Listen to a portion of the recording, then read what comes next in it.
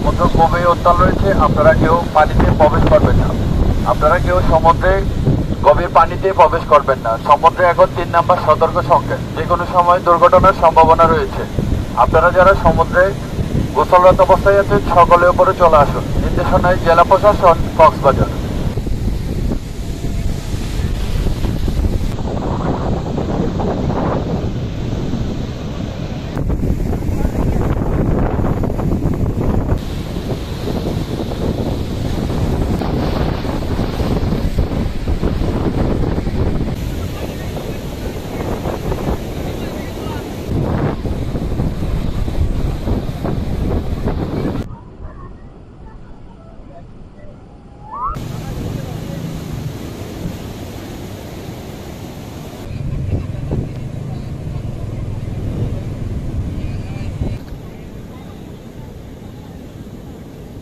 আপনারা যারা সমুদ্রে গোসলরত অবস্থায় আছেন সকলে উপরে চলে আসুন।